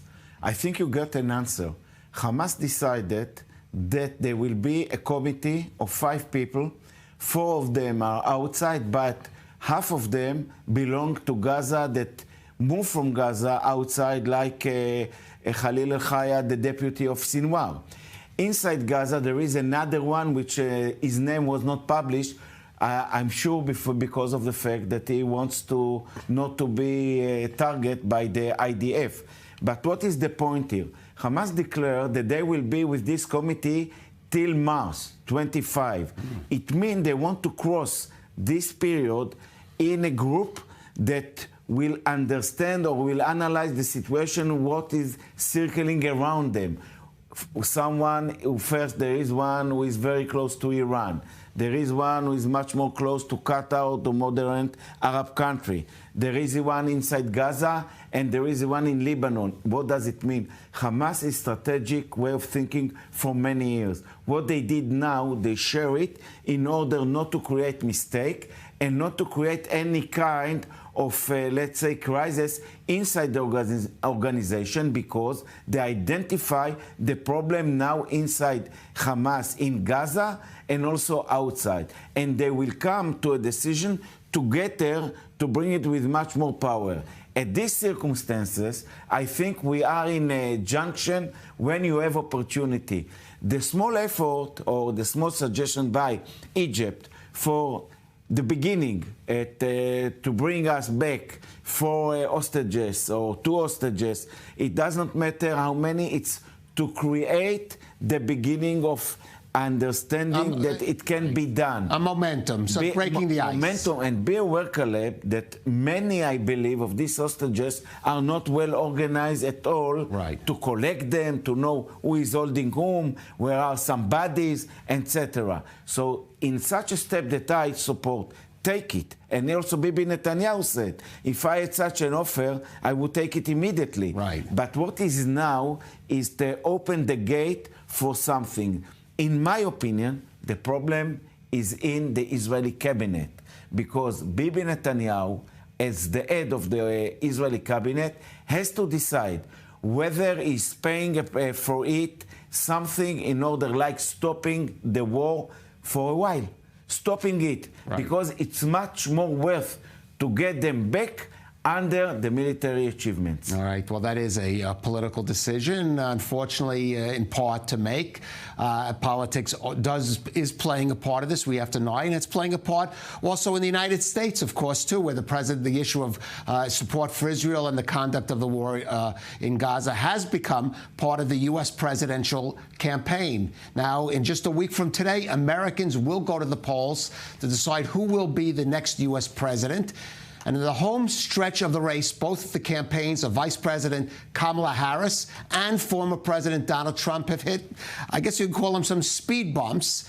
And this, as most polls show them, in a dead heat in which almost literally every vote is going to count. And Nicole, let's take a look at those campaigns, because issues relating to Gaza, to the Middle East, and to even to Jewish history, I would say, seem to have come up now just in the past couple of days. Certainly. When it comes to these U.S. elections, every vote is going to count, but every vote in just a handful of swing states. That's really what it's going to come down to. And right now, both Pennsylvania and Michigan are places where both Trump and Harris are vying for some of these votes. But I'm going to start with Trump first and take a look at some of his campaign and some of the condemnation and heat he's gotten recently following a massive rally at Madison Square Garden. Now, there's two events, really, that is causing all of this condemnation. On one hand, a comedian opened for Trump. He had a lot of speakers opening for him before his main rally, but one of them was a comedian who said some pretty harsh words about Puerto Rico. He actually compared Puerto Rico to a floating island of garbage. Now, this comedian, Tony Hinchcliffe, he also made fun of Jews. He made fun of blacks. He made fun of Latinos. He really did poke fun at everyone, which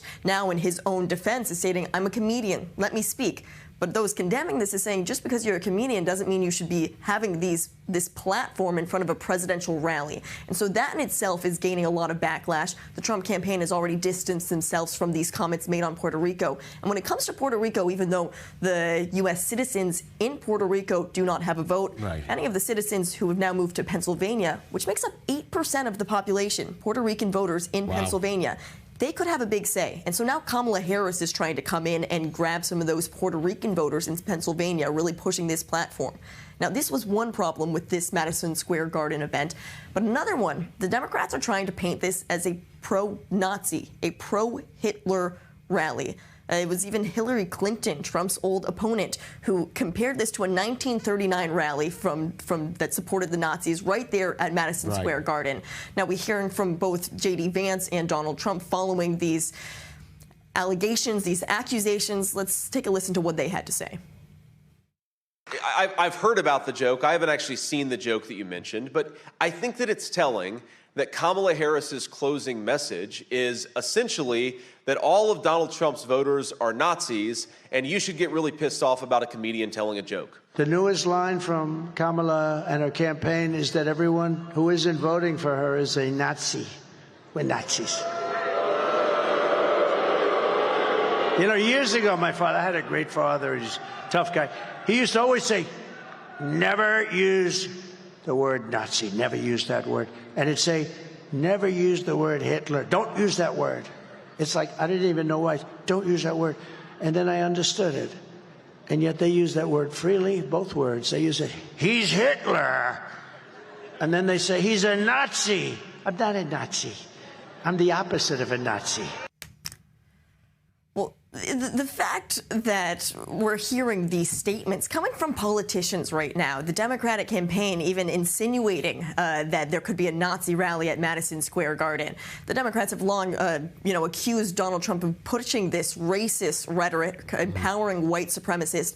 But this is another step, because this is a moral equivalency as well at the end of the day, that not only we're seeing all of these different jabs from both sides of these politicians, absolutely, when it comes to this tight race. But when you come down to something like this, comparing someone to a man who killed 6 million people, the moral equivalencies that we're seeing right now are absolutely outrageous when it comes to these upcoming presidential elections. So this is what we're seeing, the Democrats attacking Trump. We're hearing a lot of backlash from this mega rally. But also right now, Kamala Harris also getting some attention as well after she got heckled at by a group of pro-Palestinian supporters at another one of her rallies in Michigan. I want to take a listen to what she said to those different pro-Palestinian hecklers that were calling at her during that rally.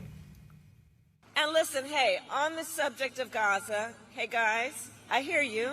On the subject of Gaza, we all want this war to end as soon as possible and get the hostages out, and I will do everything in my power to make it so.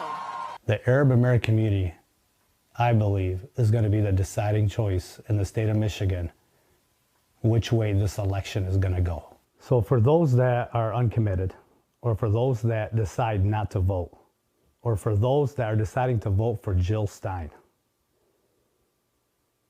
not voting or voting for a third-party candidate is a vote for Donald Trump.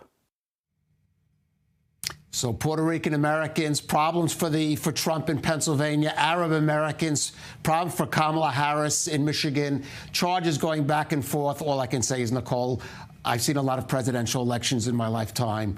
This is as tight as it gets. Tight as it gets, and I've just never seen anything like this. All right. Well, we'll be covering that, of course, in our special coverage next week on Election Eve and the aftermath, of course, and particularly how it's going to affect Israel and the Middle East. And certainly this is an election that's going to decisively impact on this region. Now, earlier we spoke about Israel's new law banning the United Nations relief agency, UNRWA. And for more on that, let's go to UN headquarters in New York and speak with Ambassador Danny Danon, the Israeli ambassador to the UN. Ambassador Danon, we're already hearing blowback to this law, this new legislation from there at the UN, from Secretary General Guterres, but even from the United States and some countries, other Western countries. You've spoken out, though, there at the UN, even now, about UNRWA. So let's hear how what the case that you're presenting there on UNRWA's home ground, as it were. Well, Caleb, I asked my colleagues today why we haven't heard them for a year. You know, I have submitted the documents and evidence about the involvement of UNRWA employees in terrorism. I have showed them evidence, pictures of UNRWA workers kidnapping bodies from Israel into Gaza. And I asked them, is that the mandate of UNRWA?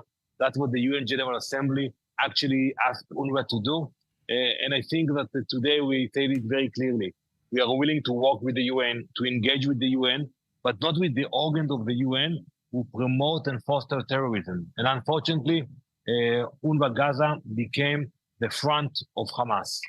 Right now, understandably, the background of Israel's passing this law, but we've heard some rhetoric saying that it could endanger Israel's membership in the UN, concern over especially the reaction of the United States. That may be determined in part by the results of the election. I mean, how concerned are you about, is there any credibility to any of this talk? First, let's speak about the U.S. You know, the U.S. decided to stop funding to UNRWA. Congress passed the legislation in September to stop funding to UNRWA. And today, the U.S. is not giving $1 to UNRWA. So the U.S. policy on UNRWA is very clear. Regarding the threats, there are threats, you know, coming even before that legislation to ban Israel, to exclude us from the General Assembly. That's unacceptable. I don't know if it will fly anywhere. But I think the end of the day, when you look at the countries who are sitting here in the General Assembly, Israel is the last one that one can ask to expel. Now, the law is supposed to take an effect in 90 days. That gives a kind of breathing room, but it would take certainly probably more than 90 days to even transfer some of the functions of UNRWA to other agencies. Is there any scenario in which you can see that law, that Israel either suspending or extending that waiting period before the law takes effect if it believes that an alternative to UNRWA can be worked out, at least with the agreement of the U.S.? So first, you know, today I had many meetings after the Security Council with UN officials to speak about the implementation of the law, what it means for their activities.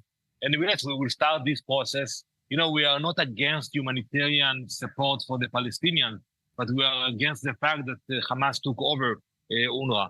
So I think we will be able to work together with those professionals who want to actually focus on the professional work of the UN.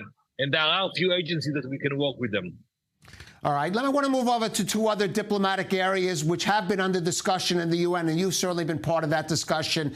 The possibility of reaching some kind of hostage deal, release for a ceasefire deal, new discussions going on in Egypt, and also the efforts, especially by the U.S. and to some degree France, to reach a ceasefire agreement in Lebanon. So I want to get your responses and your view on how you're proceeding in your discussions there in the UN about both of those diplomatic areas.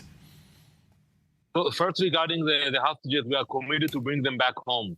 We will do whatever we can, and that's why we have seen the head of the Mossad flying to Doha. He will continue to go there to negotiate. We will do whatever is necessary to bring them back home to Israel.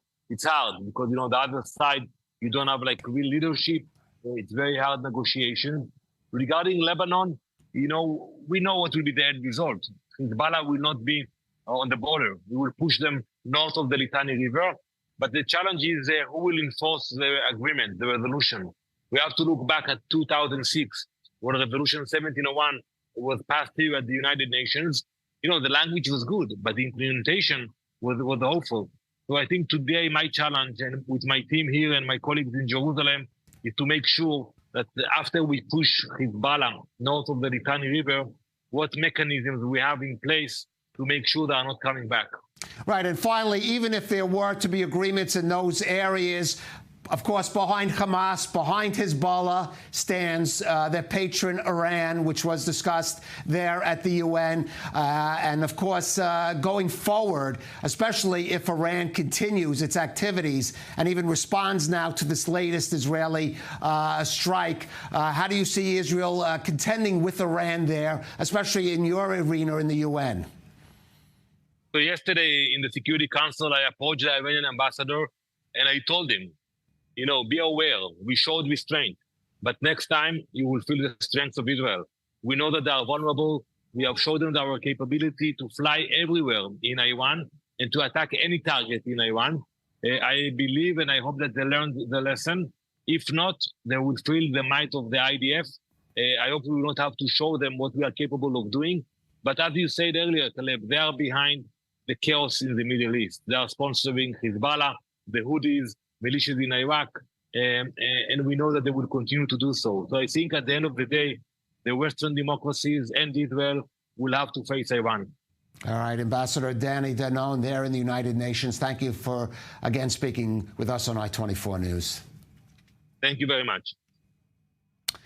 Eitan Dangot, I don't want to put you on the spot, but you were the commander of COGAT, the Coordination of Government Activity in the Palestinian territories, perhaps the agency that dealt most with UNRWA over the years, certainly in Gaza.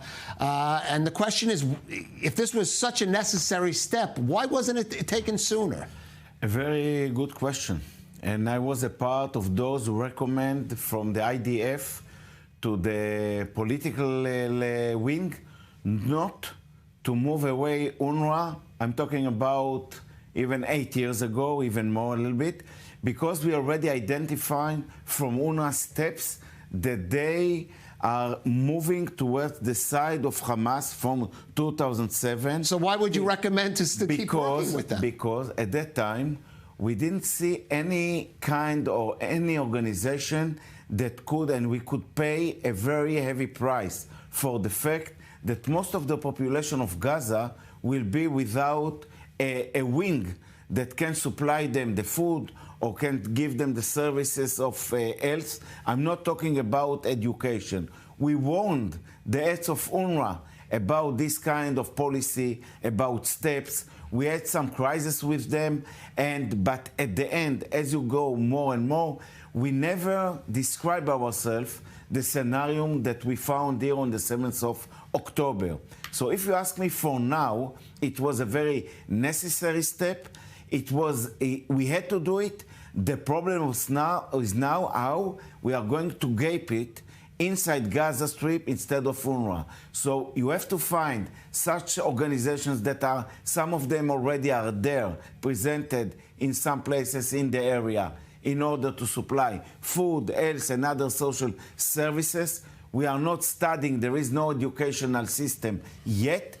To me, it's very clear that you need to involve the Palestinian authorities in the coming future inside Gaza. Okay, I just will leave it. Ariel, last word. That involve the Palestinian Authority seems very unlikely in the current political circumstances. It's very unlikely, and unfortunately, that's kind of the elephant in the room in the talks in Doha and Qatar, or not in the room, so to speak, because no one is, in the absence of an alternative for Hamas will reemerge. We see this time and time again.